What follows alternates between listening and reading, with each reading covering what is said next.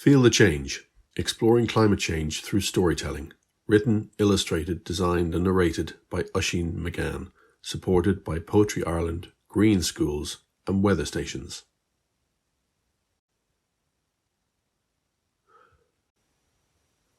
Part 3. Problem.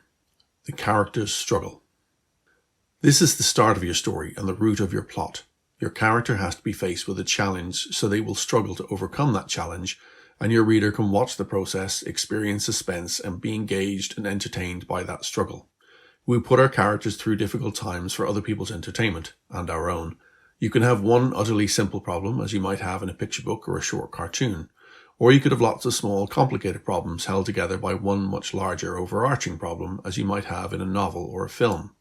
In this case, each small one might have to be solved in order to get to the solution of the big one, or sometimes solving something small leads to a bigger challenge. Once we've solved the main problem, we finish up. There's no point hanging around once we've finally relieved the suspense. It'll get boring. The problem is the start of your story, and the solution is the end. About the cartoon.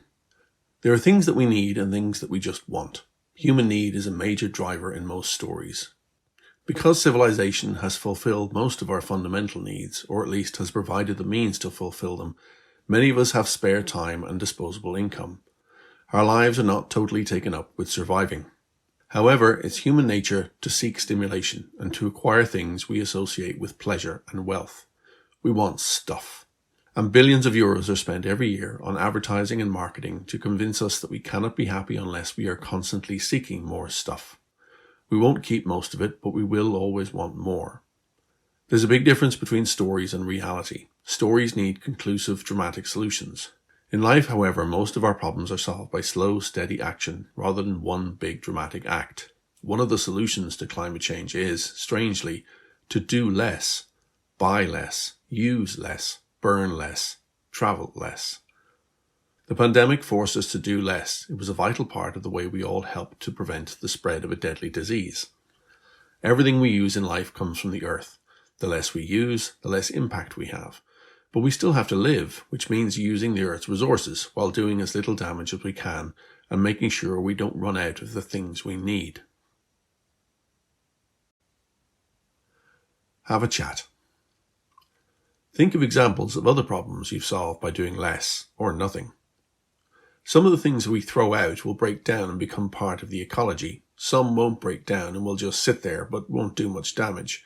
And some will start causing damage as soon as they're discarded. Even when we put things in recycling, we may not be able to recycle those materials forever. Plastic bottles can never be made into new plastic bottles. Some people think that if something can't be reused or recycled completely, it should never be manufactured. Would you agree with that? Why? Think of an object you're particularly interested in. It could be a football, a musical instrument, a games console, anything at all. Find out if it can be recycled or not, and if so, can it be recycled where you live? Have you ever visited a recycling centre? How many things can you think of that are recycled there? Could you set a story there? We often hear terrible things about plastic and about how bad it is for the environment, but it's not that plastic is bad, it's how we use it. It's a material that has changed civilization. Maybe we just need to treat it in a way that recognizes how valuable it is and stop throwing it away. Can plastic ever be used to save lives? Can you think of an example? The things on my skin. Ah! These things on my skin, these things on my skin. I'm all that they've got. I'm the world they live in. Flowing waves, blowing winds move like hands round a clock. I'm a thin living skin round a hard ball of rock. Just look what they're doing. Can't they smell the bad air? I was fine with the poo and the farts. That's all fair. They're all living creatures. They have to let rip. It's part of their nature, but I'm ready to flip. Ah! They're drilling my skin. They're drilling my skin. They've oil rigs and diggers. They're jabbing them in. It's the smoke that's the thing that drives me insane. That and the digging, the drilling, the pain. I've got land, I've got seas, there's enough to go round, but stop cutting down trees. Don't dig up all my ground. They crawl on my surface, they're making me itch. The smell makes me nervous, makes my atmosphere twitch. Ah! They're eating my skin, they're eating my skin. Machines in their billions gulping it in. Watch them poison my soil, watch them making a mess, burning coal, burning oil, liquid dinosaur flesh. It took so long to make, it took billions of years, but they're so quick to take it, they have me in tears. My whole body's ruined. I mean, sure, it'll mend if these slobs, these buffoons, see some sense in the end. They put stuff in the air that should stay in the land. What's that doing up there? I've had all I can stand. Ah! They're burning my skin. They're burning my skin. Their fires like cigarettes I'm breathing in. The air and the oceans are losing their cool. It's got me emotional, feeling the fool. The smoke's like a blanket, all itchy and hot. It's warming this planet when I'd just rather not. My weather's mutating, and not for the better. The bits they all hate will get hotter or wetter. Ah! These things on my skin, these things on my skin, they're changing my weather with new waves and winds. The heat whips up storms, churns up the sea's flow. From the whales to the worms, nature's hit with cruel blows. But there's still hope for me. There's still all those kids who are starting to see what the grown-ups did to that thin layer of air, the air they all breathe. Now they're starting to care about where this all leads. Flowing waves, blowing winds move like hands round a clock. I'm a thin, living skin round a hard ball of rock. I'm all that you've got. I'm all that you need. Before I get too hot, you should stop and just breathe. About the poem. While this is a text aimed at younger readers, the idea is an unpleasant one, that humans are parasites living on the skin of the earth. Many environmentalists don't like this kind of imagery as they think it's too negative. I wrote it to relate environmental damage to harming the human body because damage on a planet-sized scale can seem to be distant and theoretical and often doesn't provoke a very emotional reaction. It's just too big. Stories are more about provoking emotions than they are about delivering facts, and they can be more effective in convincing us of something because of that. Drama gets our brains working. It makes us feel things. If there's one problem that the issue of climate change has suffered from, it's that the people trying to raise awareness of it have relied on facts to get the message across. On the other hand, those who've tried to block or confuse the message have often appealed to people's emotions, instilling doubt and suspicion. And they play on the idea that this is too big and far away, so we can avoid taking responsibility. Have a chat. Think of a dramatic problem from a film, TV show, book or comic that could have been solved in a much easier way if someone had taken action earlier to stop what was happening. How and why did the writers manipulate the story towards the more dramatic ending? Think of something in your life that you do on a regular basis to avoid having to deal with a much more dramatic situation. How would you change that to get more entertainment out of it? An emotional reaction can be much more powerful than an intellectual one, and we react with more emotion and greater urgency to close-in, immediate issues than we do to big, long-term problems we struggle to relate to or understand. In a similar way, the dramatic, final conclusions we see in fiction offer much more satisfaction than the slow, consistent actions that get us through day-to-day life. There are lots of times in our lives when we wish we'd chosen a different course of action. Think of an example where something unfortunate and dramatic happened to you, and you could have avoided it if you'd taken some simple precaution. Perhaps it was even something you knew at the time you should do, but decided not to. Why didn't you? About the cartoon. In many countries, the money spent on the military dwarfs the budgets of other public services.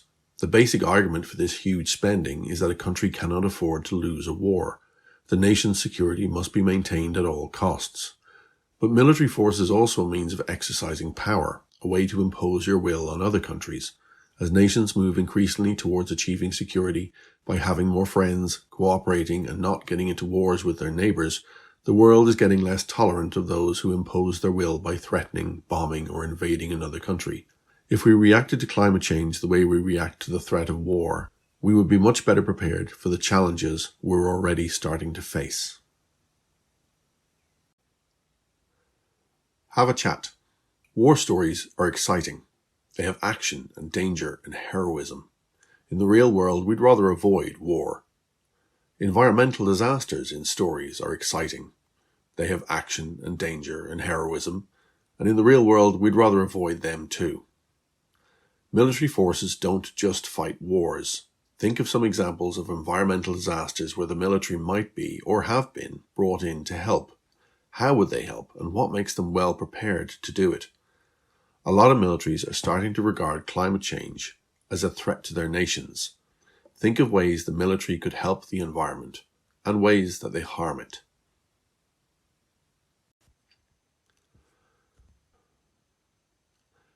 A screech in the night. Sophie woke with a fright, though she didn't know why at first, blinking and still drowsy. A sound outside, she thought. Then she heard it again, a high-pitched screech, a harsh sound. She pulled her duvet up to her face, eyes wide with fear, her heart galloping. Leaning over, she pushed the curtain aside with a shaking hand. Out in the darkness of the back garden, she saw a scattering of glowing eyes down at the end, near the back wall, and she jerked back in panic. "Daddy! Daddy! Something's outside!" Her cry was so loud, so terrified, it brought her parents running into the room in seconds. Her older brother Eamon followed them in a moment later. Her mother turned on the lights as her dad knelt by the bed. "What is it, Bet?" he asked urgently, with concern on his face. "I heard a screech outside. I saw glowing eyes," she whimpered. The sound pierced the night again, and Sophie flinched. Her dad smiled. "Don't worry, love. It's only a fox, and you just saw reflections in their eyes. Have you never heard that sound before?" "That's what a fox sounds like," Eamon said. "Seriously, I thought they'd just bark or something. That sounds like a banshee stubbed her toe." Sophie knew he was trying to be the big lad, but she was glad he was joking about it. Eamon was 12, 4 years older than Sophie, and though he liked to think that he was much more grown up than her, this kind of thing was new to him too. They had grown up in the city, and since moving to the new house, they'd found the countryside a very different place. And now she had foxes waking her in the night and scaring the bejeepers out of her. "Let's see if we can spot them," Mum said, turning the light off again.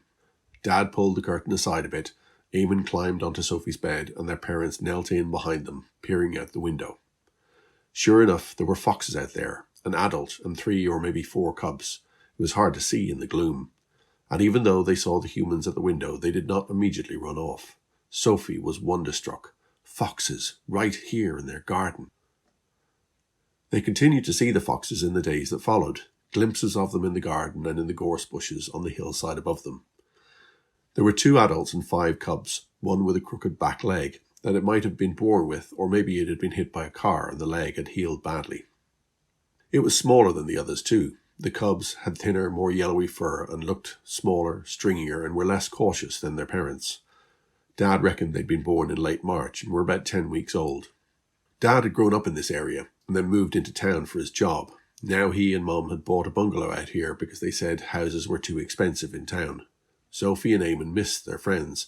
The house was up a country road in the hills, so they had to be driven everywhere, and they couldn't just go out and play on the road like they could when they were living on the estate. Trying to spot the foxes became a favourite pastime, and the pair were allowed to go up the hill on their own as long as they stayed on the slope facing the house and kept out of their neighbours' gardens. It was about a week after the first night when Eamon found the den while he was out exploring. From then on, he and Sophie tried to get out every day to see the playful animals.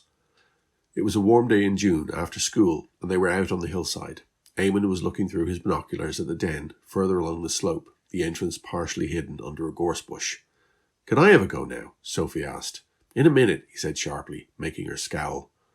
They were lying on the grass, which was yellow and dry. There hadn't been any rain in weeks. Even the peat the grass was rooted in looked parched, all hard and rough beneath their hands with cracks running through it. With the drought, there weren't many places for the foxes to get water now, and their path to the nearest stream ran right past the house. Eamon had been given the binoculars for his birthday a few days ago. They were proper expensive ones, and he didn't like letting his little sister use them. He was getting interested in bird watching, but the field glasses were handy for observing the foxes too.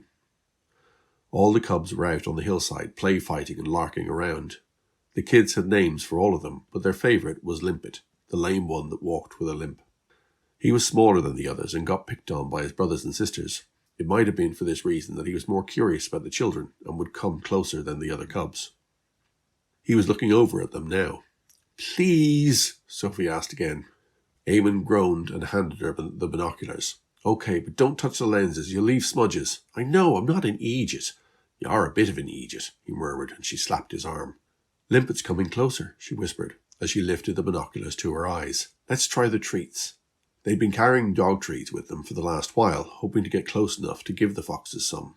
Anything they left out got eaten, but the foxes always kept a careful distance from the children. Limpet was only 20 meters away now, winding back and forth as he walked closer. He came closer still, only about 10 meters away, and Sophie reached into her pocket and threw a treat to him. He bounded back, came forward again, and sniffed the meat-flavoured biscuit. He snapped it up and eyed her cautiously, waiting to see if there were more where that came from. Sophie was about to toss another one when Eamon jumped to his feet, and Limpet took fright, scampering off back to his siblings. What did you do?" Sophie protested. "He was going to come over." "Look," Eamon said in a low voice, "over past the trees. Look at the sky." He was pointing, and she followed his gaze out to the hills on the other side of the valley. There was a wide column of grey smoke rising into the sky. "It's a fire, a big one," Eamon said. "I wonder what's burning." "Do you think it's a house?" she wondered aloud. "It looks too wide. A field, maybe? Farmers burn fields sometimes, I think, before planting their crops. I don't know. We should go and tell Mum." The two of them started running down the hill, weaving around the gorse bushes, their feet crunching down on the long, dry grass. Ever since the COVID pandemic, their mum had worked in her office at home, which meant that she was there to mind them after school. She was working on some chart with numbers on her laptop when they burst into the room. Her first reaction was to be annoyed, but then she saw their faces and the way they were heaving in excited breaths. "What is it?" she said, immediately holding her hands up for calm when they started blurting out. Hold on, take a breath, and then talk." Eamon told her about the smoke, and she walked out into the front garden with them. Her phone rang as she gazed at the distant column rising into the sky. She answered, spoke with the person for a minute, and then hung up. "Okay, that was your dad. He's on his way home," she told them. "A big stretch of the gorse on the far side of that hill is on fire. It's still a long way off. The fire brigade is on its way, and there are already people trying to put it out. But you're to stay in the house or the garden until I tell you it's safe, all right?" Dad came home, only to head out again soon after to join the people digging trenches to help stop the fire.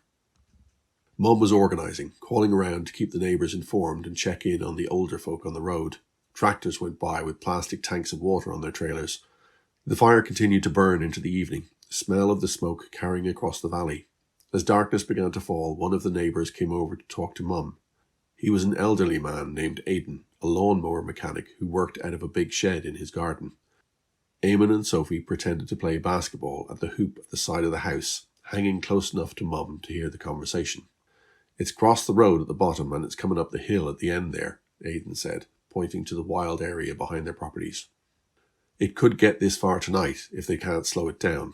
I've got a pressure washer I can put on the hose and take it up onto the slope with the pickup, but you might want to take the kids and head down to the town." "The Air Corps are sending a helicopter that can dump water," she assured him. "It should be here in the next hour. And John texted a few minutes ago and says they've got most of it out over on Healy's Hill. We should be okay." "I'm not so sure," Oisin muttered. "If the fire gets into the peat, it'll be much harder to put out. It could burn for weeks. Nothing'll grow thereafter." Mom gave him a hard look and tilted her head towards Eamon and Sophie. They knew that gesture. It was the "don't scare the children" look. "Mummy," Sophie called over, "what about the foxes?" "We can't worry about them right now. There's going to be a lot going on, pet," Mum replied, heading back towards the house. "Gorse fires are just something that happen in nature from time to time. I'm sure they'll be all right." Eamon looked at his sister as he heard this, knowing Sophie wouldn't be happy with this answer. "It'll be okay," he assured her. "Look at all the people out there. They'll put the fire out long before it gets here." But 3 hours later, the overcast sky was getting dark, and there was an orange glow against the deep grey clouds from the fires that were spreading over the hillside. The wind had changed, and just as the firefighters had halted the advance of the blaze in one direction, it had started off in another, and most of it was creeping along the hill behind Sophie and Eamon's house. They could see the flames up on the ridge now, close enough that sparks and embers were visible, drifting into the air. Dozens of locals, including Dad, had joined the firefighters, digging trenches and beating back the flames as the fire crews trained their hoses on the advancing edges of the blaze. Mum was on the phone again, making sure the message was getting passed on. The Air Corps helicopter was battling another fire somewhere else and wouldn't be here for some time. The word was going out to evacuate the houses along the road, just to be safe. Mum waved to Eamon and Sophie. "I'll put some water and snacks in your school bags," she said as she ended a call and then took another one. We'll bring the sleeping bags and the toothbrushes too, just in case we have to go and stay over in Granny's. Go and grab a book to read and then get in the car. We're going to leave in a minute. Don't be worried now. I'm sure we'll only be gone for a few hours. They were hurrying towards the back door when Sophie grabbed Eamon's arm. Look, it's Limpet. The fox was there at the end of their garden, moving back and forth as if he was trying to see what was going on. Eamon chewed his lip and pushed Sophie gently towards the door. Come on, we better do what Mum says, he told her. She's not in the mood for messing. I'm not messing, Sophie protested. What if he's looking for help? Foxes don't look for help from humans, Eamon said. They're wild animals, Sophie. Go on in the house and get your book.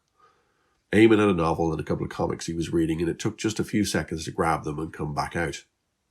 Sophie wasn't out yet, so he went round the side to look at the fire again. The wind was picking up, and Mum had said this would make the flames spread faster. He saw that Sophie's window was open. Sophie, he called, rapping on the frame. Hurry up, what's keeping you? And that was when he noticed her light wasn't on in her room. He walked around to where Mum's car was parked on the driveway at the side of the bungalow. Sophie wasn't there either. Sophie? He called again. Eamon, where is she? Mum said, coming up the driveway. She had her jacket on and was ready to go. Ignoring the question, he ran into the house and seized his binoculars, rushing out again and using them to look up the hill. There was only darkness, and then a little flash of pink. Sophie had been wearing a pink jumper. He held the binoculars steadier, moving them slowly, and there she was, clambering up the steep part of the slope towards the den. She was going to try and rescue the foxes. Oh, you idiot, he whispered, putting a hand to his face. Eamon? Mum came up beside him, glanced down at the binoculars, frowned, and then looked up at the hill. Oh my God, she didn't. She did, he said. This girl. Mum took a long, deep breath. This girl will turn me grey before my time. Eamon, go and get in the car and stay there. Mum, I can get in the car. He edged towards the car, but he didn't want to get in. She took out her phone and called her father. She was already striding up the garden. I swear, when I catch that girl, the next time she'll leave the house will be to go to bloody college. Eamon knew that tone. Mum was angry because she was scared. She was about to climb over the wall when she looked back at her son, alone by the car. Then she cursed to herself. All right, I can't leave you there on your own, she shouted. There's a torch in the glove box. Grab it and come on. Sophie stumbled through the smoky gloom, feeling scared and stupid. She'd never come up here on her own in the dark before, and now she wasn't sure of the way to the den. The black shapes of the bushes all looked the same, and she kept tripping on humps and roots. Why hadn't she brought a torch when she sneaked out her bedroom window? Above her, she could see the fire eating its way down the slope. The flames looked very high, and they were getting very close. The wind blew the smell of smoke and burnt vegetation towards her. She could feel its warmth on her face, and the fumes stung her eyes. Behind her, she could hear Mum and Eamon calling out to her. They were coming after her, and she knew they'd try to stop her, but Limpet was up ahead, and he was heading towards the fire. She had to save him, and yet she was worried that he was trying to stay ahead of her. Was she driving him towards the wall of flames? Then she saw the den, saw him stop and poke his head inside, and then look around. He did it again and seemed to grow more frantic. He let out one of those shrill, screeching barks. Have they gone? She asked, more to herself than the fox. You poor thing, did you get left behind?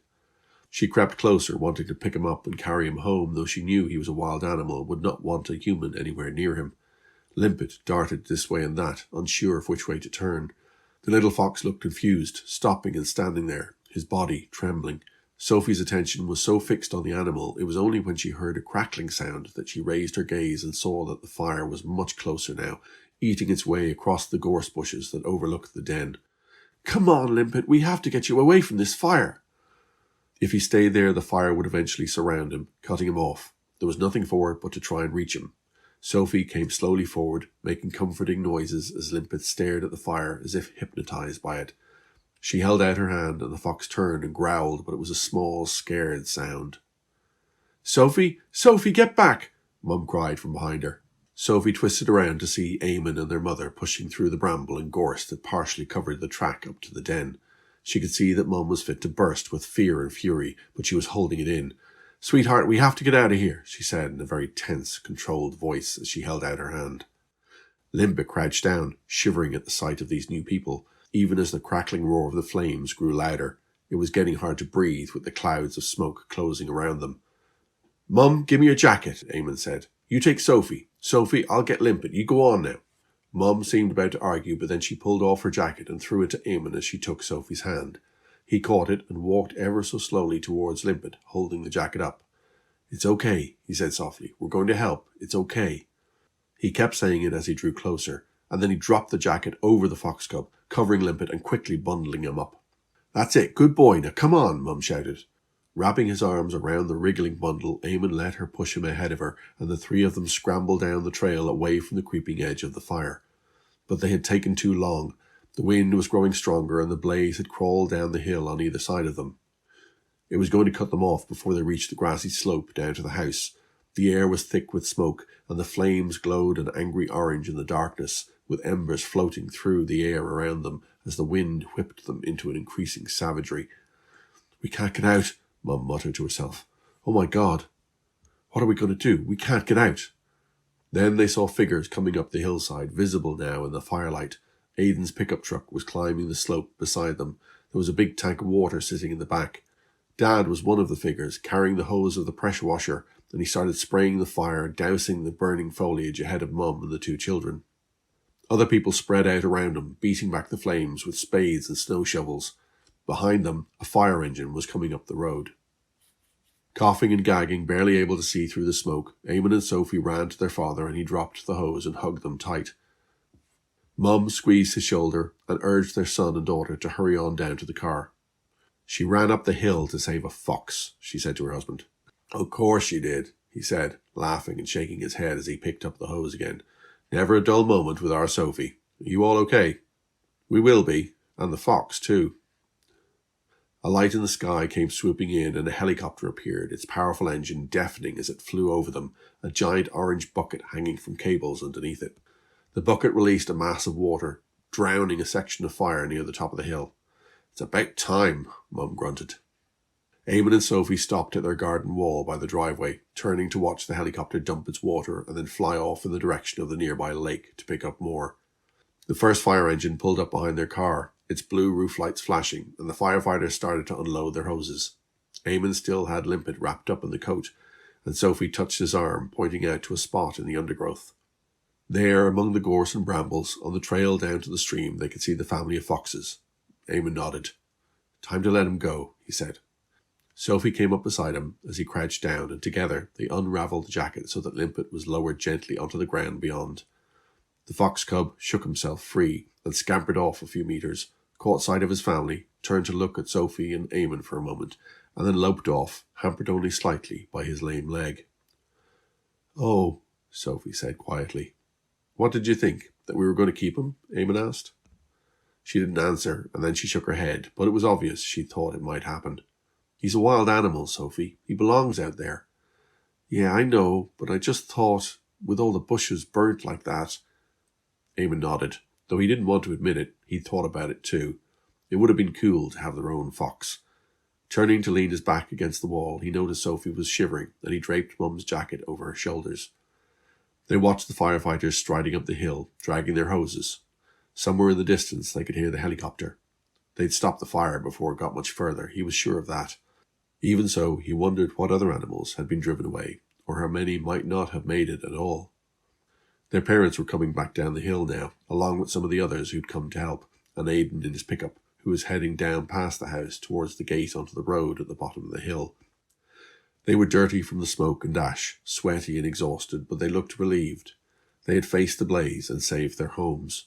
The firefighters were getting the fire under control now, and the helicopter would be coming back. It looked bad.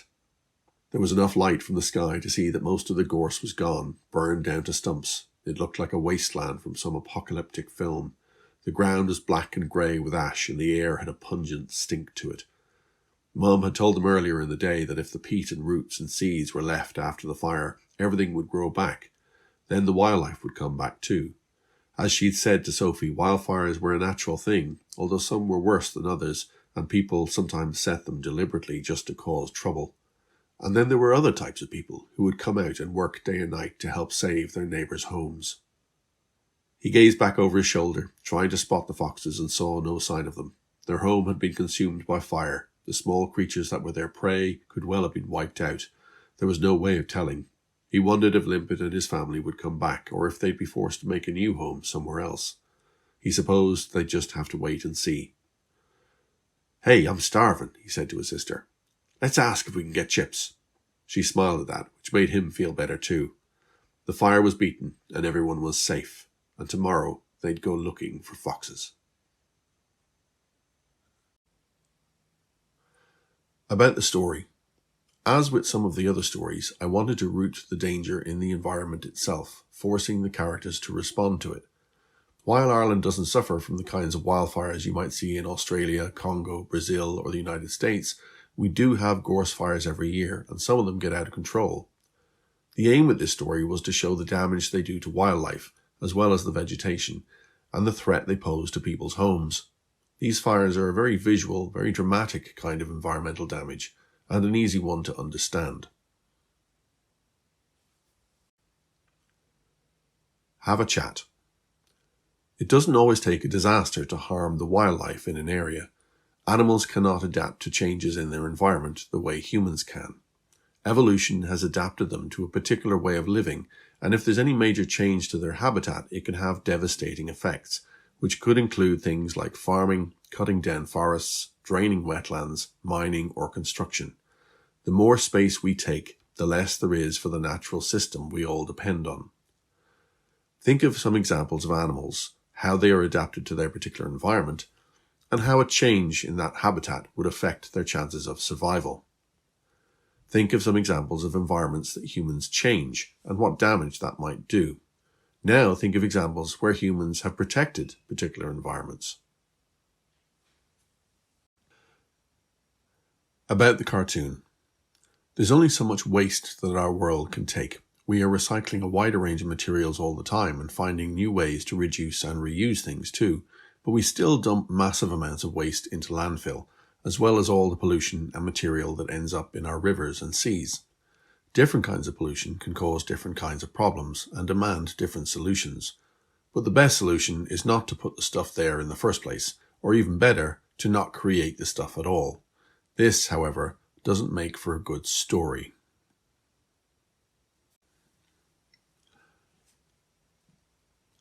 Have a chat. Is there any kind of pollution that you see on a regular basis where you live? To make a story out of it, you could imagine it on a much bigger scale or make it more toxic or dangerous. Who is putting it there and why? Could it change the environment or the creatures that live there? Science fiction stories often feature mysterious materials, substances, or elements of technology left behind by an ancient civilization. Imagine being an archaeologist far in the future and discovering one of our dumps buried deep in the ground. If they didn't know anything about our society, what kinds of ordinary things do you think might confuse them? Come up with some weird alternative explanations for everyday objects you might find in a dump. It could be some odd piece of our technology or some daft little thing that they think is really important. As we make use of the world around us, some damage is unavoidable. Think of your own home. No matter how careful you are, things get used up, worn out, or broken. What kinds of damage do your parents or guardians get most annoyed about? What bothers you the most? Think of one example of a thing that could be fixed when it got broken, and one that had to be replaced with a new version. Can you think of something that caused a major problem because something went wrong with it, or because it broke? Some wildfires are natural events and have been happening for as long as there has been vegetation to burn. Others are started by accident, but sometimes people start these fires on purpose. Why do you think someone would do this? What other kinds of deliberate damage can you think of? What kinds of pollution or damage can put our health or our lives at risk? If you can create a problem with it and come up with a solution, that can be a great basis for a story. Who would be most affected by the problem? Who would be the best kinds of people to solve it? Has something ever happened in the town or area where you live when something people really needed was cut off for a long period? It could be the water or electricity supply, or an important road, or a bus or train service. How were people affected?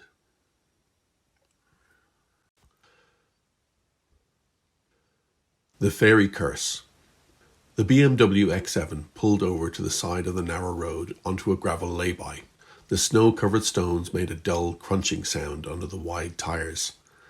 Martin Gallagher grabbed his expensive Nikon SLR camera from the passenger seat and got out, looking around him and taking a long breath of the cold air. His children, James and Sarah, climbed out either side of the back seat. "Have you got your wellies on?" Martin asked. "Make sure you take them off before you get back in the car." Even after a walk up a mucky trail on a snow-covered hillside, no dirt would be permitted in Martin's beloved SUV. It was a beautiful giant of a car and only marginally less precious to him than his children.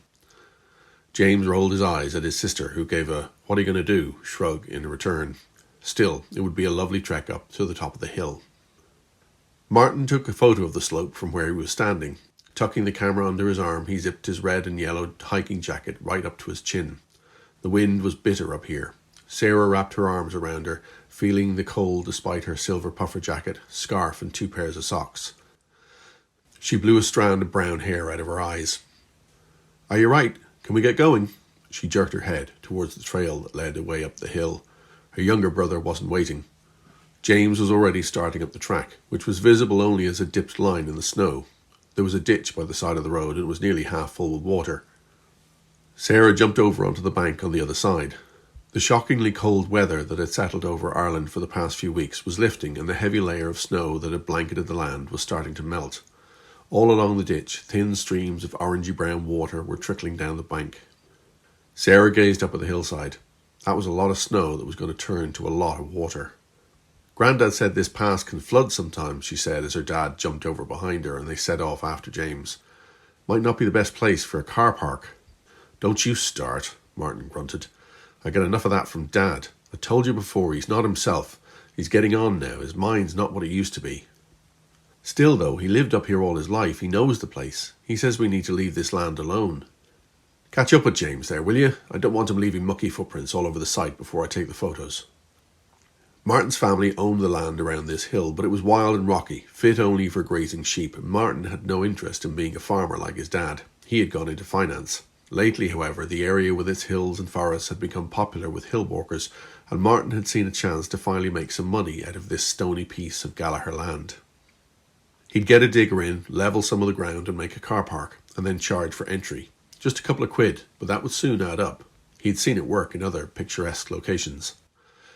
All he needed was an automatic barrier to take coins and control the cars coming in and out, and then just send someone up to empty the box every few days. Easy money. Martin stopped to take more photos. He was going to set up a website for the car park and wanted some scenic photos in different seasons to show off the landscape. The snow was perfect. The tall, upright spruce trees near the top of the hill were dark and dramatic against the white, and the sky was a deep blue. The place had a raw, stark beauty. He snapped off another photo, and then he heard James calling for him. Sarah had gone on ahead, and she was waving for attention too. They were looking at something on the ground. He strode up the track, feeling the strain in the tops of his thighs and the backs of his calves. It always felt good to get out and clear out the lungs.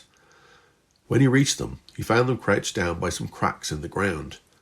It was particularly striking to see the black-brown wounds, sodden peat exposed in the bright snow. The longest curved in a shallow, ragged crescent about 25 or 30 metres, one end of it crossing the trail up the hill. The Gallaghers all gazed at the fissure with interest. "The ground's cracked," James said. "I think it's a sign, Dad." "It's a sign that the thaw has started, that's all," Martin replied. James was an intense lad, inclined to get obsessed with things. Once he locked onto an idea, it could be hard to get him off it. At the moment, it was Irish mythology. He got totally absorbed in reading books about it and pieces on the web.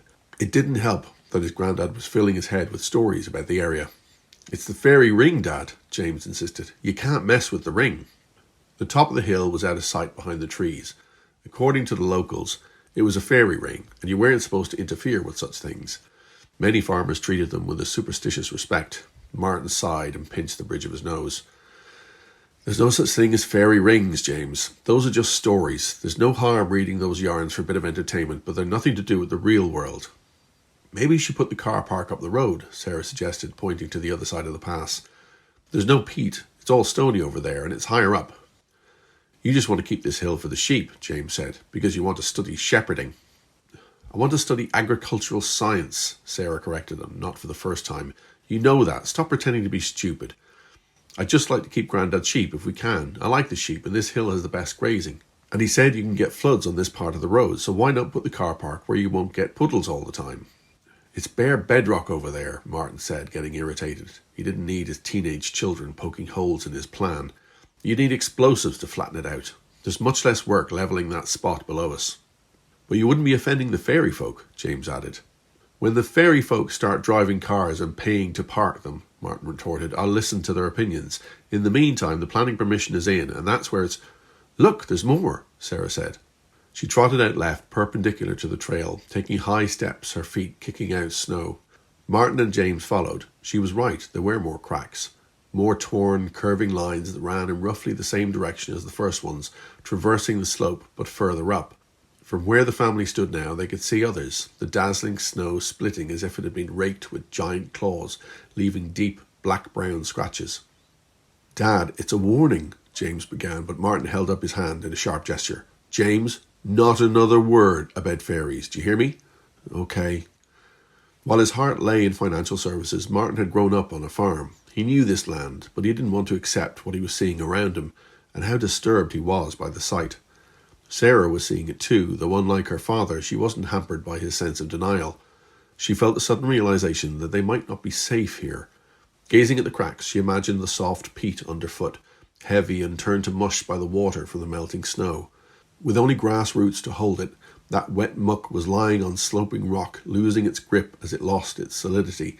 Gravity would do the rest. Dad, she said in a low voice, I think the ground's slipping. I think you're right, he rasped. Okay, let's go. Head back over to the trail and get down to the road. The ground shifted under their feet, nearly making them fall over. They froze for a moment.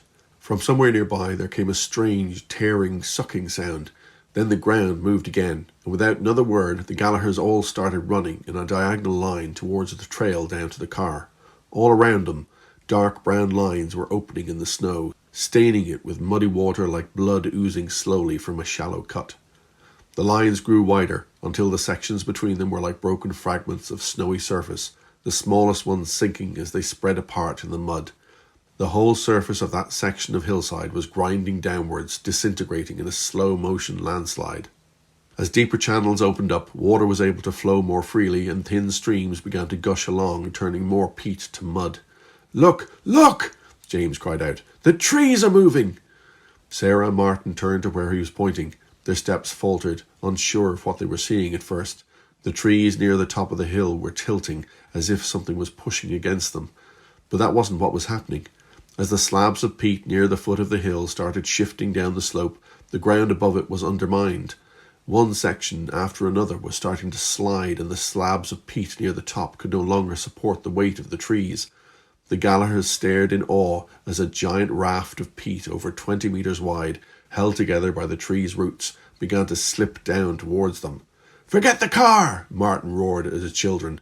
Head across and up! Get as far as you can from those trees!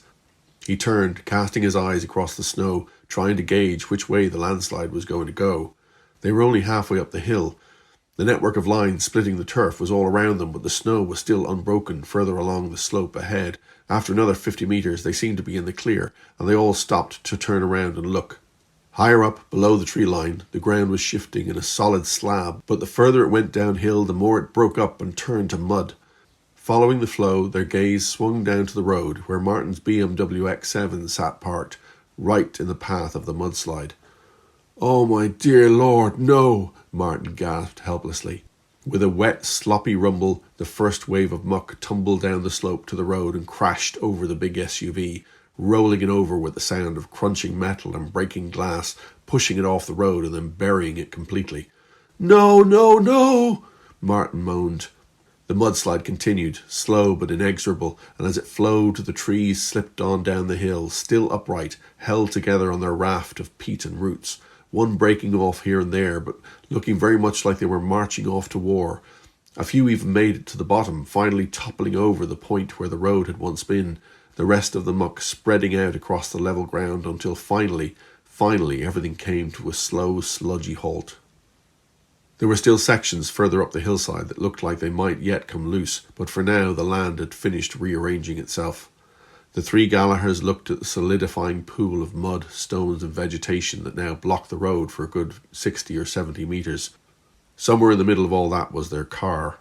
James opened his mouth to speak, and with a stern expression, Martin held up a hand to stop him. It's not fairies, he said.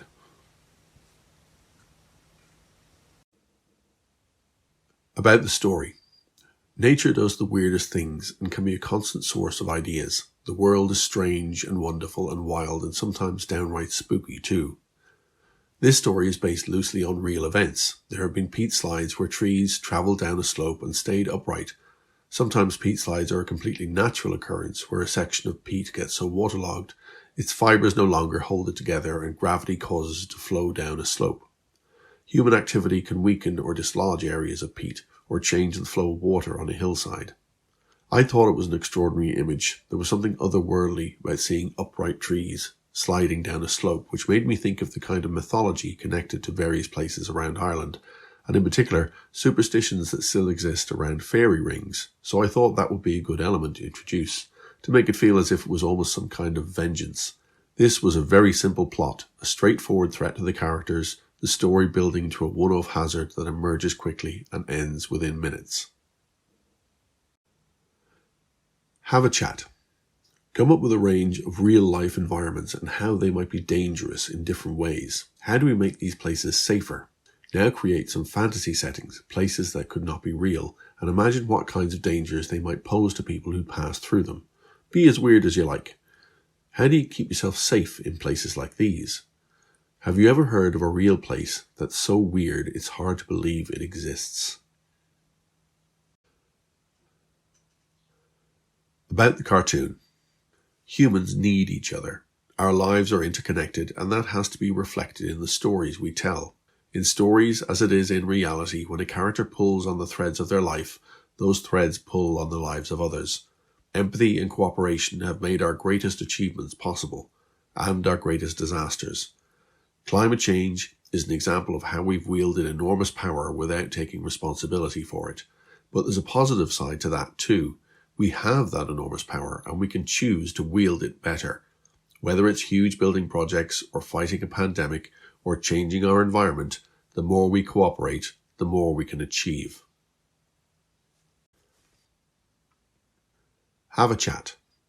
When I was starting out as an illustrator, I was pretty antisocial, and I thought I had to build a career all on my own.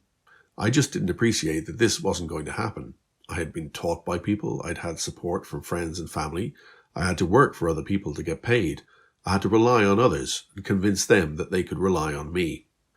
Think of something you've been involved in where a group of people got together to achieve something they couldn't have done on their own. You'll realize that you are part of many of these activities. Our civilization is built on them, and there are stories to tell about all of them. Part 4. Your story. Make us feel it. One of the main differences between fiction and reality is that in fiction, the solutions tend to be dramatic and final. We need to crank up the drama and finish the story off with some conclusive event. That's the thing about stories in fiction. They end. Reality goes on. Most of the best solutions to our problems are slow, gradual, even boring. We brush our teeth to stop them rotting and falling out. We develop a habit of looking for cars before crossing the road. We go to school to help prepare us for that big wide world. We recycle our rubbish to reduce the waste we create. These sensible solutions do not make for dramatic stories, but they work. In the real world, our climate is changing, but we are changing with it. We've known this was coming for a long time. Scientists have been warning us about it for decades, and a lot of people have been listening.